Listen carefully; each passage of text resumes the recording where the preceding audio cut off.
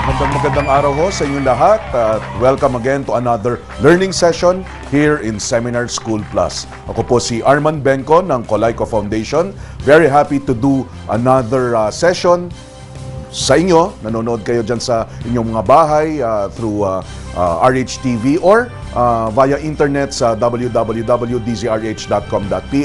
Welcome to our learning session today. For our topic today, ang pag-uusapan natin dahil mid-year na, umpisa ng school year at may nakaraang 6 na buwan at itong darating pa na balanse na 6 na buwan, pag-uusapan natin ulit is a review on financial planning. We will need probably more than 1 or 2 episodes on financial planning, but just the same, we will start it today. Okay? So, our topic today na financial planning is pag minsan yan ang hindi pinakaganado ang mga tao pag nag-aaral ng tamang paghawak ng pera. Kasi plano pa lang siya, hindi tungkol sa paggastos, hindi tungkol sa pag-invest. But just the same, para ma-appreciate nyo lalo ang importansya ng financial planning, let me share with you results of the informal survey that the Colayco Foundation has done the past 10 years that we are doing financial literacy. Ano-ano yung mga findings namin? Una, most Filipino working adults have not started saving for retirement. Para sa karaniwang Pilipino manggagawa, ang retirement kasi numero, edad. So kung miski na kasing age ko na in the 40s, iniisip ang retirement ay 60s pa, iniisip malayo pa ang retirement kaya hindi binibigyan pansin, hindi pinagpaplanuhan. There is little or no savings at all. Pangalawa, ang karaniwang Pilipino manggagawa living from paycheck to paycheck. Ano pong ibig sabihin ng paycheck to paycheck? Kung ang sweldo ay every 15 and 30, baka ika-25 pa lang ng buwan, naghihikahos na. Babali na, o kaya mangungutang na, or hindi na makakagalaw. So, ano ang problema? Saan nag-uugat yung problema ng living from paycheck to paycheck? Budgeting problems. Simple lang naman ang pagbabudget. It's very related to financial planning. Next, karaniwang Pilipino, o karaniwan sa Pilipino, make major money decision based on emotions, not based on their financial plans. Walang emosyon sa pera. Miski na masayang-masaya tayo, hindi naman siya dodoble. O mag-alboroto o magalit tayo, hindi naman mababawasan ng utang natin. Ang pera, walang emosyon, finite, ibig sabihin hindi galing sa balong malalim, so kailangan nakabangga siya sa isang financial plan. Sunod, karaniwang Pilipino manggagawa, lubog sa consumer debt. Utang, yan ay makakatulong sa atin. Malakas na kakampi ng sino man na humahawak ng kanilang buhay pinansyal. Pero kadalasan, nakakalimutan na merong good debt, bad debt. Kadalasan yung bad debt, yan yung consumer debt. Umutang tayo ng pera, hindi natin binigyan ng pagkakataon lumago na mas mataas para talunin o mas higit pa doon sa perang inutang natin kasama ang interest, bad debt siya. Nangutang tayo bumili ng gadget, nangutang tayo para kumain, nangutang tayo para magbakasyon. Yung mga utang na yan, walang pagkakataon lumago yung perang hiniram natin. Kaya sinasabing bad debt. Pwede kang mangutang, lalo na kung napagplanuhan. That's why our topic, financial planning. Kadalasan din ang Pilipino not properly protected. Anong ibig kong sabihin? Hindi nga kasi dahil kawalan ng plano, merong inalok sa kanya, insurance, kadalasan, kara-karaka kinukuha natin yung inalok sa atin na insurance. Not appreciating paano ba ito maapektuhan ang aking buhay pinansyal, base ba ito sa aking financial plan, ako ba ako makikinabang dito sa produkto na aking kinukuha. Insurance is a must, lalo na for those who have dependents depending on their ability to earn income. So, kailangan kasama rin yan sa inyong financial plans. So, karaniwang Pilipino, nakakalungkot, yun nga, wala masyadong binibigyan o hindi masyadong binibigyan pansin ang pagbigay ng oras, dedikasyon, determinasyon at disiplina para gumawa, sundan, adjust, at ipagpatuloy ang kanilang financial plans. Now, sa personal finance kasi, meron 3 sangkap siya. Yung alam natin at baka gusto natin na yun lang doon tayo nakatutok, yung pera. Pero meron pang ibang sangkap ang personal finance. Kita at yaman. These three things are very different and distinct from each other. Magkakaiba po yan. Ang pera, money, it's just a tool, a medium of exchange, pampalit. Kaya lang siya parang napakahalaga o may balor kasi lahat ng tao tinatanggap ang pera. Pag hindi na tinanggap ng tao ang pera, wala nang halaga ang pera. But still, the fact remains, money is just a medium of exchange. Yung iba naman, yung mga masisipag, gusto o concern na concern sa income, magkaroon ng malaking sinusweldo or kinikita. Nakakalimutan or taken for granted ang wealth generation. Hindi yan pinagpaplanuhan. Ang pinagplanuhan lang, basta makatapos ng pag-aaral at ng kolehiyo, malamang, kumita ng maraming pera, makakuha ng mataas na sweldo, akala natin yun na, okay na ang ating personal finance. Money, income, and wealth, very different from each other. Pera, nauubos. Kita, natatapos. Yaman, pinupundar, pinapalago, binabahagi. Yung tatlong bagay na ito, kailangan kasama sa ating financial plan. Kung gusto nating i-manage ang ating personal finances, 5 activities meron sa pag-manage ng personal finances. Kailangan ikaw ay kumita, mag-ipon, gumastos, magpalago, and equally important, magplano, which is our topic today. Okay? Ano ba yung pagpaplano? Napaka-importante ho ng pagpaplano. Maraming ang clichés o kasabihan tungkol sa planning or financial planning. Sinasabi ng iba, kapag ikaw nabigo magplano, nagpaplano ka mabigo. Lalo na sa personal finances. Yung iba naman, sinasabi nila, hindi, basta ako, alam ko kung anong gusto kong mangyari, maging mayaman. Ang pagiging mayaman po, hindi siya destinasyon. Paglalakbay siya. Katulad ng kahit anong paglalakbay, malaking tulong kung tayo ay merong giya or mapa, at yan ang ating financial plan. Therefore, isang karakteristik ng financial plan, it is something written. Hindi po nasa utak lang natin na plano nating yumaman. A written financial plan is a requirement. Remember, my most favorite cliche about being wealthy related to financial planning, direction, not only your intention to be wealthy, brings you to your destination. So, coming up with your financial plan is giving you that direction. Kasi pag minsan, miski na think positive tayo, kung mali naman yung direction natin, gusto natin pumunta sa timog, yung direction natin papunta sa norte, hindi natin mapupuntahan yung gusto natin puntahan. Thinking positive is not enough. Having the direction is very important. What are the requirements or essentials in having your financial plan? Sisimplehan natin and we'll come up with just 5 essentials o sangkap ng isang financial plan. Nandiyan yung PTT, personal financial statements, appreciation of the time value of money, yung investment instruments na pwede mong pasukin, at yung investment strategies. Let's discuss one by one. PTT. Yung PTT stands for Purpose, Target, Timeline. Lahat ng gusto nating mangyari na may kinalaman sa pera, dapat nasasagot ang kanyang PTT. Purpose, Target, Timeline. Meron tayong iba't ibang purposes sa kagustuhan natin o mga ninanais natin na may kinalaman sa pera. Maaaring gusto nyo magkaroon ng sasakyan. Magkano yung sasakyan ang inaasam o tinatarget mo? Siguro mga 1 million na halagang sasakyan. Timeline, kailan mo ito makukuha? Siguro pwede ka magbigay sa bawat 5 taon o every 5 years, nagpapalit ka ng sasakyan. Maaaring gusto mong magkaroon o mag-umpisa na magkaroon ng sarili mong tahanan. Ang una mong pinagplanuhan o purpose pang down payment. Target amount, another 1 million. Dahil kung kayo bata-bata pa, iniisip ko ang aking anak na 1 taon pa lang nagtatrabaho, bago siya dumating ng 30 years old, meron na siyang sariling tahanan. May asawa siya or wala. College fund, baka meron kayong pinapag-aral. At ito ay kasi silang pa lang o 1-year-old pa lang. After 16 years, that's your timeline, 16 years, papasok na siya sa kolehiyo, at na-estima nyo, makakwenta nyo na siguro kung sa maayos na pribadong kilalang kolehiyo siya papasok, sa 4 na taon na kurso, kailangan ko siguro ng 1 milyon.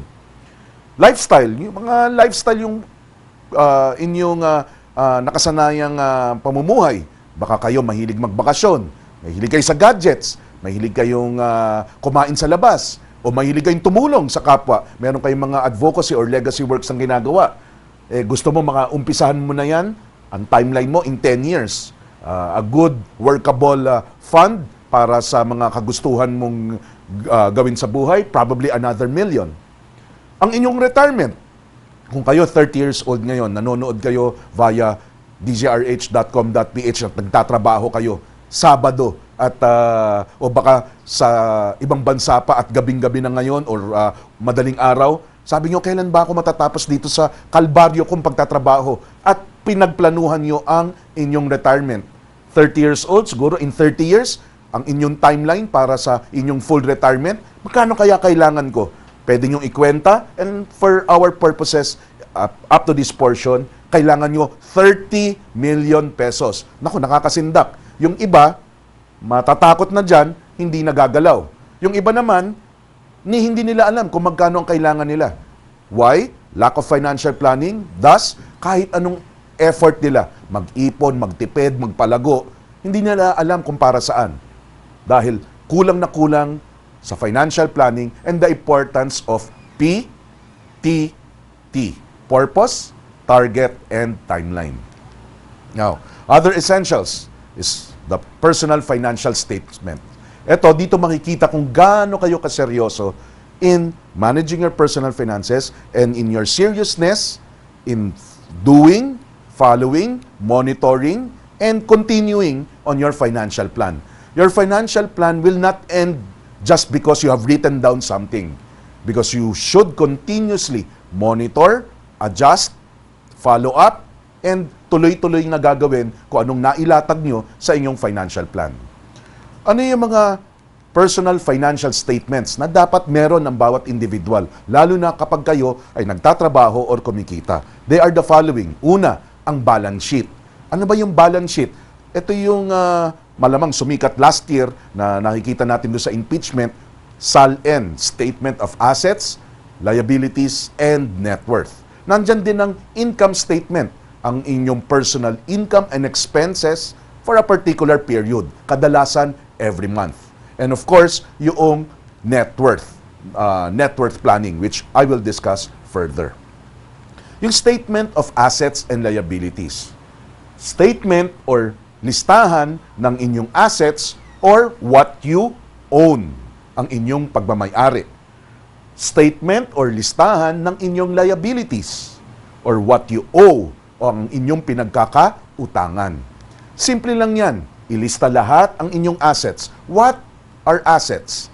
Assets are something that you own, merong value, and others can buy from you. The value that you will put is the amount that you can sell the items that you own. Hindi po yung acquisition price. For example, meron kayong nabiling bahay, 3 milyon. Pero yung bahay ngayon ay pwede nang maibenta ng mga 5 milyon. Kung gumagawa kayo ngayon ng inyong financial statements, ng inyong SALN, ang ilalagay yung halaga sa inyong house and lot would be 5 million, not your acquisition price of 3 million, dahil 5 million is your market or current selling value or price. Lahat ng inyong ari-arian, ilagay ang market price kung magkano nyo siya mabibenta at this particular time that you are doing your SALN. In your liabilities, lahat ng pinagkakautangan, the amount that you will put is yung balanse ng inyong utang, not the original amount that you borrowed. Assets minus liabilities will give you your net worth. Kapag kayo tinanong, magkano ka ba ngayon?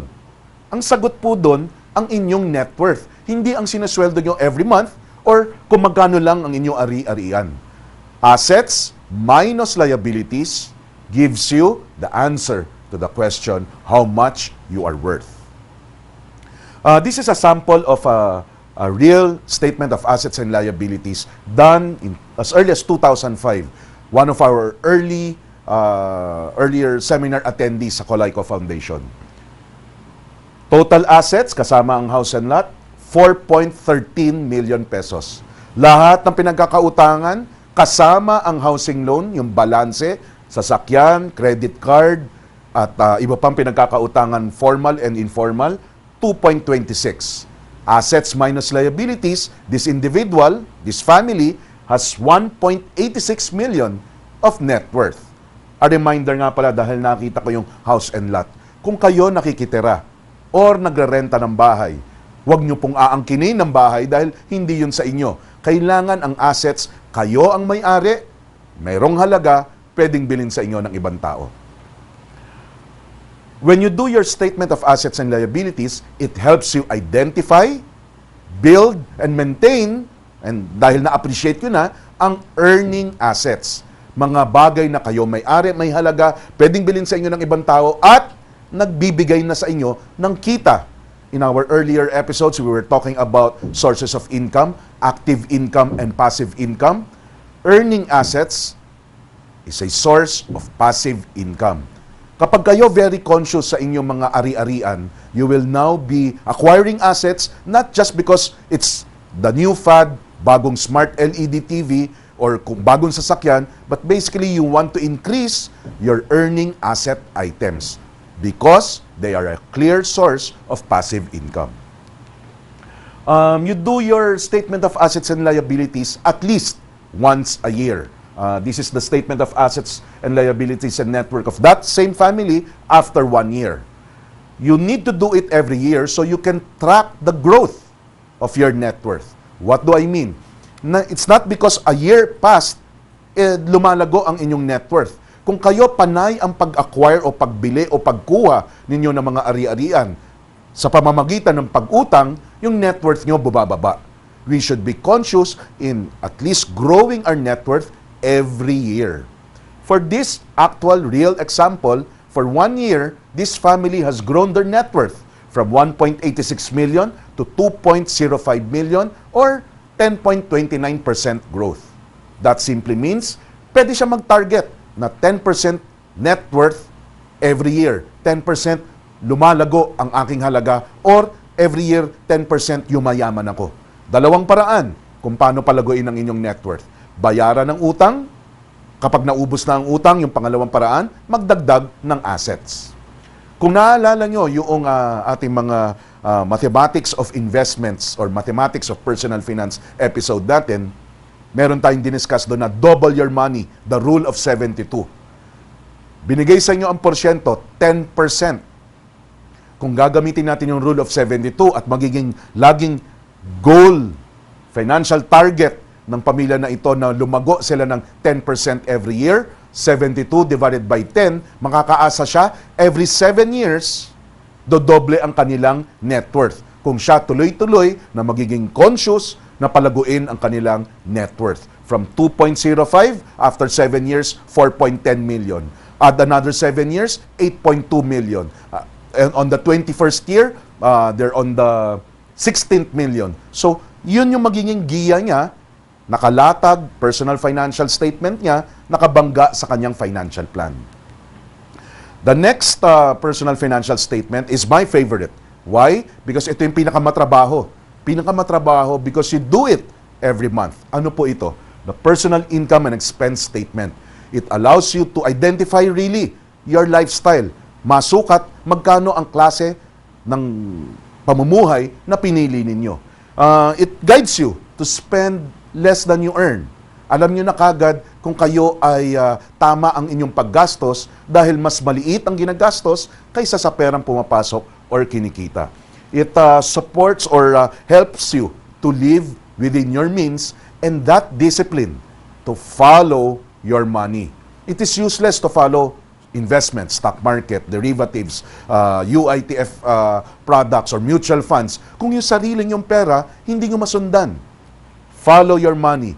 Do regularly, on a monthly basis, your personal income and expense statement.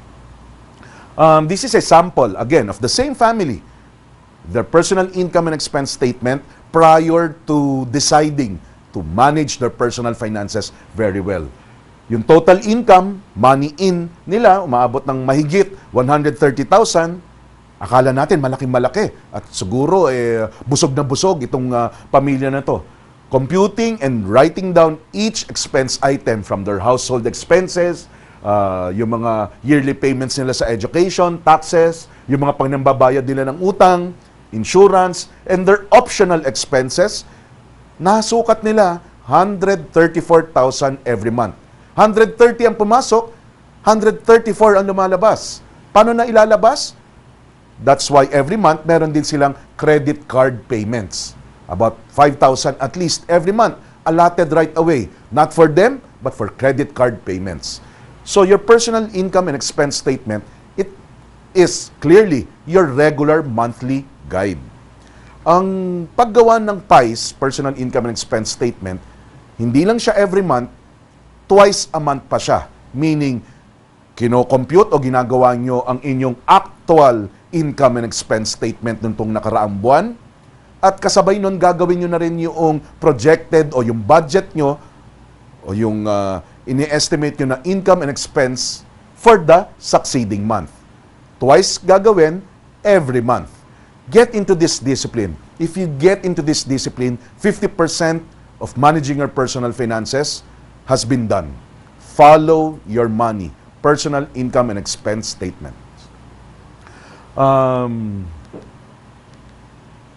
What are the type of expenses para mabigyan kayo ng guide kung paano nyo lilista? Kasi madali lang yung money in. Kadalasan hindi naman siguro lalagpas ng 10 ang sources of money in.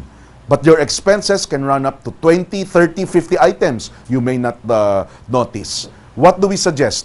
For 100 days, you can change your life. List down all your expenses daily. Lahat ng pinagagastosan nyo, ilista ninyo. Huwag nyong i-judge kagad, huwag nyo kagad suriin, ito maling gastusin, ito tamang gastusin. List down all your expenses. Pagkalista nyo ng mga expenses nyo, label it. Label it na itong gastusin ba na ito, must have ba ito? Itong gastusin na to, better to have ito dahil yung nakasanayan ko, medyo ginandahan ko, pero napagastos ako ng kaunti, napadagdag, better to have ito. Panghuli, yung like to have expenses. Ano yung like to have expenses? Expenses that if you don't spend on them, there is no peligro na mangyayari sa inyo. Wala namang masama na pwedeng mangyari dahil hindi nyo nagastos yung like to have expenses. In 100 days, list down all your expenses, label it. Must have, better to have, like to have. Kayo na mismo, hindi kailangan ng financial advisor, kayo mismo makikita ninyo kung karamihan ng inyong pera napupunta or nauuna ang like to have expenses. Sinusunod nyo ang better to have, baka pinapangutang nyo pa ang must have. Tuition fee ng mga bata, pangbayad sa kuryente, credit card pa. Yung mga must have, hindi na prioritize. Inuuna natin ang like to have. Kayo na ang magdidesisyon. Not a seminar, not a book, not a TV program will tell you kung ano ang dapat nyong gawin sa inyong gastusin. Kung nakita nyo na nauuna ang like to have, napapabayaan ang must have.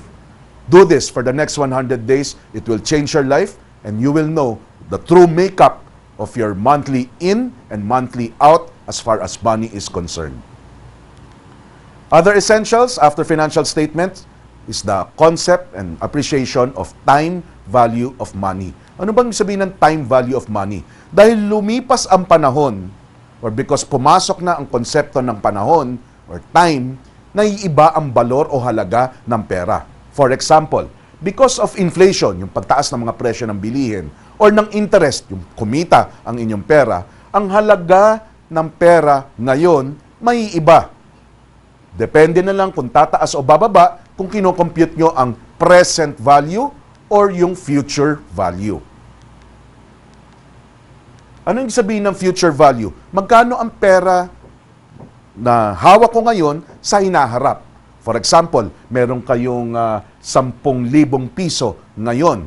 Ano ang mabibili o magkano ang kailangan ko in the future, let's say in 20 years, para yung 10,000 pesos ko can still buy what I'm buying today at 10,000. You actually need 79,600 pesos 20 years from now para mabili lang kung anong nabibili ng 10,000 pesos. 79,600 is the future value of 10,000 20 years from now. If inflation o yung pagtaas ng mga presyo ng bilihin is at 5% every year. In our previous episodes, we discussed inflation, pagtaas ng mga presyo ng bilihin. Kabaliktad nun is present value. Present value means, kung meron akong makukuhang 1 million pesos 5 years from now, ano bang mabibili nun 5 years from now kung yung 1 million, i-compare ko sa presyo ngayon? You will only buy equal to 780,000 at today's prices, yung 1 million na makukuha nyo 5 years from now. Because you have computed back the present value of 1 million 5 years from now. Now, in as far as investments are concerned, your 26,100 pesos today, nagplano kayo, gusto nyo magpalago, gusto nyo magkaroon ng 1 million. You can compute time value of money or present value to be very specific. Your 26,100 pesos today is 1 million pesos 20 years from now if you are able to save, to invest it at a rate of 20% compounded every year. Okay? You may not get this every year, but the average over a period of 20 years is 20% compounded. Your measly 26,100 pesos is 1 million pesos in 20 years. I have been working for more than 20 years. If I invested 26,100 20 years ago, I would have 1 million pesos in my pocket now. Okay? So, time value of money, very important na ma-appreciate ninyo. Okay? At makukuha nyo yan dito sa konsepto ng net worth planning.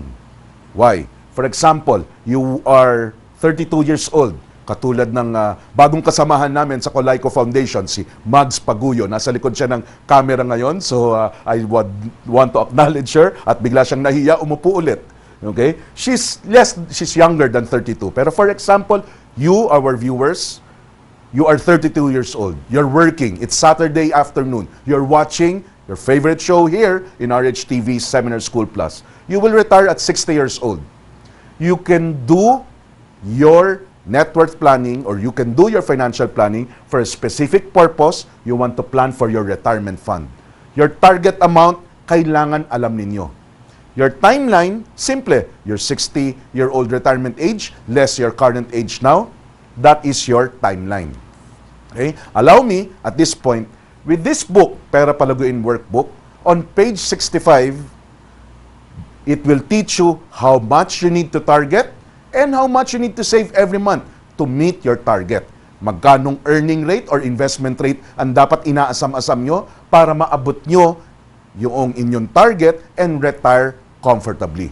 Dahil kulang ang oras natin sa discussion on financial planning, on the second episode or second run ng financial planning, we will discuss specifically and only net worth planning. Okay? It is actually this, pero it will take quite some time. Pero ang assumption lang dito, wag ho kayo masisindak, for about 10% or 50% of your salary, current salary, can provide your required, desired retirement lump sum or retirement fund. Okay? Now, let's move on to the other essentials. Investment instruments and investment strategies. Narinig nyo na ilang beses dito sa ating mga episodes sa Seminar School Plus, the concept of investments. And our paulit-ulit na sana hindi kayo nagsasawa para lalong nyo maintindihan and eventually be very knowledgeable and even master it, the transactions in investments. There are only two transactions in investing. It's either you are buying something or lending someone. Anong pinagkaiba? Sa lend type of investments, your goal, your purpose is to get regular income. The benefit is called interest. It is only in lend type of investments that interest is used. The nature of a lend type of investment, it's fixed, guaranteed, and insured. Alam mo na kung magkano, fixed. Pinangakuan pa kayo, kaya guaranteed. Kadalasan, na-assure mo pa dahil may insurance o merong pangsiguro doon sa investment nyo. Low risk ang lend type of investments. Thus, the investment rule applies. The higher the risk, the higher the return. The lower the risk, lower expected returns. 1 to 8% max. There is still a risk. A risk that the one who borrowed your money, dahil lend type of investment, hindi kayo binayaran. But since alam mo na, may pangako, may kasulatan pa, at merong way to assure and insure you, lower risk, lower return. By type of investment, on the other side of the coin, your goal is very different.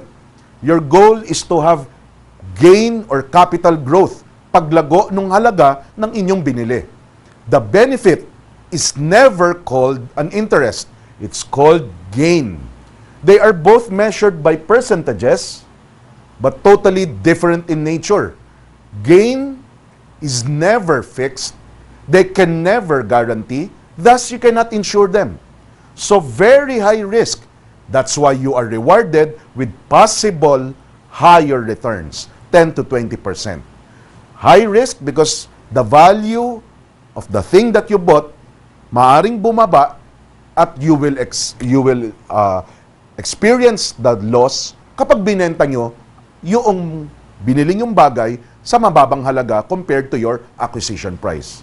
So, high risk, high potential returns. Low risk, lower returns given you. What are the instruments that we are familiar with as far as lend type of investments? Bank products. Any deposit, ang ginawa nyo talaga, pinautang nyo sa bangko, kaya kayo binibigyan ng interest. Pwede kayo magpautang sa pamahalaan. It's called government securities. Merong long-term, merong short-term. Pwede kayo magpautang sa mga pribadong kumpanya. It's called corporate bonds. Yung mga malalaking kumpanya na kilala natin, they borrow money on a yearly basis. Pag minsan quarterly pa, they borrow money, you can lend your money to them. Any placement, anytime na naglabas kayo ng pera at merong pangako sa inyo, nagpautang kayo. Merong maturity value, maturity period. What you actually did, you lend your money to that institution. Pension, education plan, trust fund, even insurance, dahil merong fixed, guaranteed, maturity, identified amount and period, you actually lend your money to that institution. By type of investments, yung sikat na sikat ngayon, lalo na dito sa atin sa Pilipinas, stock market. Yung lagi naming tinutulak sa mga first-time investors, mutual funds or pooled funds, kasama dyan ang UITFs. Foreign currency, ngayon medyo tumataas ulit ang exchange rate, but in the long run, or in the short term, probably in the next 3 more years, yung peso natin, hindi naman siguro sana siya shoot up suddenly to 50 pesos again, just like 5 years ago. Anytime you get into a business, that's a buy type of investment. Or real estate, lalo na yung land banking. Bumibili kayo ng lupa, speculating, hoping that tataas ang value niya dahil meron development na mangyayari. Land banking ang tawag doon. You are getting into a buy type of investment. What are the expected returns as of end of May sa iba't ibang instruments? Sa lend type, you can only expect sa bank products, deposit products, from 0.25 to about 1.5 to 2%. Napakataas na. Sigurado, insured, pero hindi nalalagpas ng 2% a year. Yung mga government securities, lalo na yung inalok last year, lumalaro siya sa 6% to 7%. Depende kung gaano katagal. Yung mga corporate paper or corporate bonds, yung mga pribadong kumpanya na umutang, naglalaro lang ng mga 7% to 9%. Yung mga pension, education plan, insurance, they only, yung fixed portion nila, only average 5% to 7%. Paano naman doon sa buy type of investments? Astronomical figures. Stock market natin, 157% the past 5 years. Simple average of about 31% a year. Mutual funds, the best performing, 230% the past 5 years. Or simple average of 46% a year. So makikita nyo na yung kung gaano kalaki, gaano kaganda yung improving investment climate, dito nagre-reflect. Yung exchange rate, ito yung sinabi ko, negative siya kasi yung piso natin nag-a-appreciate against the dollar. Pag kayo nagnegosyo or into real estate, land banking, a modest target is anywhere from 10% to 20%. Kung tatanungin nyo, saan ko ba ipapasok ang pera ko? Sa lend, na sigurado, may pangako, pero mababa naman, or dito sa, wow, ang laki ng kita, ang laki ng ganansya, pero wala namang kasiguraduhan. Pwede pang bumaba ang halaga. The answer is, depende kung kailan nyo kailangan. Kung kailangan nyo ang pera nyo 2 years pababa, ilagay nyo sa lend type of investments. Kung kailangan nyo yung pera o pwede nyo palaguin yung pera 3 years pataas, you get into buy type of investments. Now, as for our purpose today, financial planning, as always, we want to push and you consider mutual funds. Dahil yung mutual funds, nakikita nyo na, without the headache of direct stock market investing, it can actually reward you more. 46% simple average every year, the past 5 years.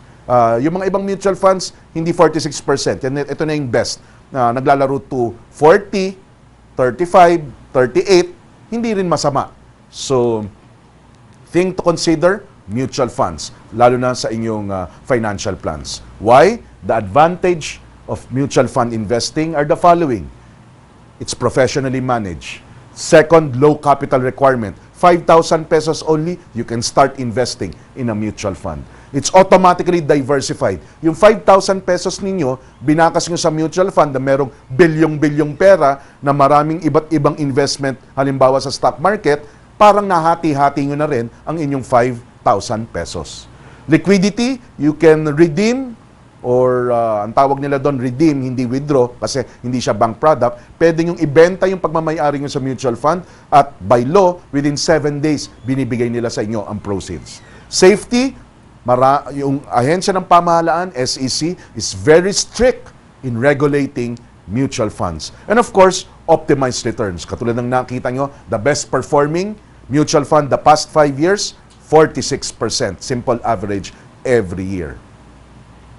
Sa paggamit ng mutual funds or ng kahit anong investment instrument, stock market man yan, government securities, or mutual funds, dapat meron kayong sinusundan na investment strategies. Sa mga darating na episode, we will discuss each and every kind of investment strategy. But for today, I would like to introduce the cost averaging down strategy. It simply means you are investing the same amount at a regular frequency. For example, 1,000 pesos every month. Bakit ko ginawang example yung 1,000 pesos every month? Sa mutual funds kasi, sa unang investment mo, 5,000 pesos. Kung gusto mo magdagdag, 1,000 pesos. If you do this once a month, you are not required to, but if you do this because you are doing the cost averaging strategy, 1,000 pesos a month, palagay natin every end of the month or every 15 days, bawat sweldo, nag-i-invest kayo sa mutual fund. Ang presyo ng mutual funds, pataas baba, taas baba. Katulad nitong graph na ito. Hindi mo malalaman at walang nakakaalam kailan siya bababa, kailan siya tataas. Ang strategy na sinasuggest natin, cost averaging, every month maglalagay ka. Compared to isang baksakan mo ilalagay, tawag lump sum. For example, to demonstrate, halimbawa naglagay kayo ng 6,000 pesos at this period. Hinayaan mong tumakbo ang 5 taon. After 5 years, nakita mo yung presyo ay mas mataas na compared dun sa pagpasok mo nung lump sum na pinasok mo na 6,000 piso. So obviously, gumanan siya, tumaas, or may gain ka. 97% in 5 years. But the strategy that we are suggesting is cost averaging. For demonstration purposes, same value na lalabas sa bulsa nyo, 6,000 pesos. But this time, 100 pesos every month. Ibig sabihin, kapag bumaba, mas kaunti ang mabibili ng 100 pesos na pinasok mo or ininvest mo. Pag tumaas, kakaunti.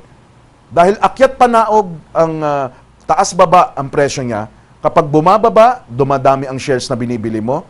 Kapag tumataas, pakonte, ng pakaunti. Pag minsan merong pagbagsak, panandalian, dadami na naman ang iyong mabibili hanggang pataas ng pataas ang presyo o yung halagan o yung performance ng mutual fund, kapakunti ng pakaunti ang iyong nabibiling share.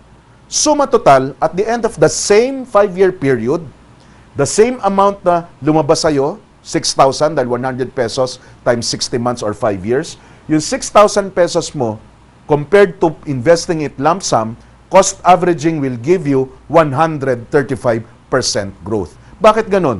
Lahat ng mga nabili mong shares na mas mababa dito, na mas marami sila, mas mura mo siyang nabili, mas malaki ang ganansya mo nung binenta mo siya after 5 years. Paano naman kung ang itsura ng o performance ng inyong pinaglagakan ay ganito, U-shape or V-shape, nag-umpisa sa mataas. After 5 years, kung titingnan nyo, bumaba. Kaya yung example natin na 6,000 pesos, 4,000 pesos na lang or negative 22%. Dahil nag-umpisa ka sa mataas, natapos ka sa mababa. Isang bagsakan investment ang inyong ginawa. Our suggestion, cost averaging, the same amount every regular frequency, for example, every month, you end up positive 26. The same instrument, the same period, the same amount na lumabas sa inyo, but different strategy gives you positive result compared to losing your money. Okay? Another example, last example on cost averaging. So ito obviously bagsak, dapang-dapa, walang form of recovery in the last 5 years, which can happen. Kung lump sum ka, obviously negative ka, negative 81%. Dahil from a high, you end with a low. Kapag nag-cost averaging ka, kung pwede akong lumipat dito, nag-cost averaging ka, negative pa rin siya. Pero mas maliit na loss of negative 13. But there is a marker here, kaya po ako lumipat dito sa side na ito, dahil in 18 months, if umakyat ang presyo at this level, yung nag-cost averaging, positive 25 na. Yung nag-lump sum, negative pa rin siya dahil mas mababa pa rin ito doon sa one and only time na nagpasok siya. Negative ka pa rin. Sa cost averaging, positive ka na. So what does cost averaging give you? It optimizes the return. How can you optimize it when you do not know kung tataas o bababa yung presyo? Precisely, you use cost averaging strategy because you do not know when it will go down, when it will go up. You're averaging down your costs.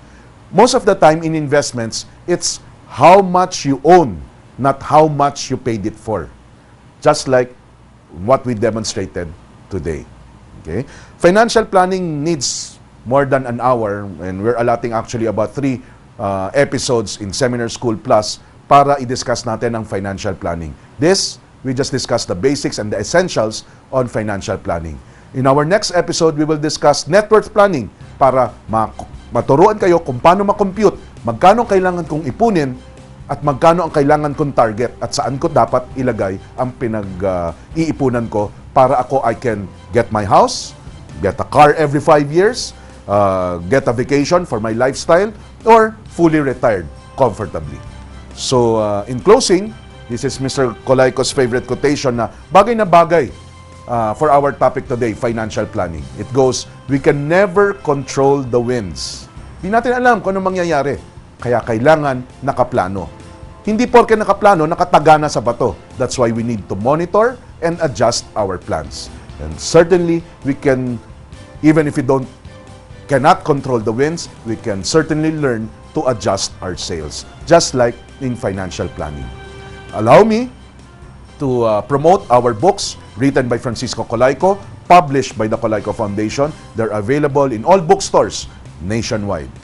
Okay? I invite you to follow me on Twitter and like my Facebook page. You will see me, my family, how we manage our personal finances, how we try our best to follow our financial plans. We post it and we update our friends in Facebook. This has been another episode of Seminar School Plus in partnership with the Colayco Foundation. Get in touch with us. Our text hotline is 0917-853-7333. Colayco Foundation exists as the first and the most experienced in delivering financial literacy, and we want to affect your lives. Thank you very much, and see you again next week, same time, same place, here on RHTV Seminar School Plus.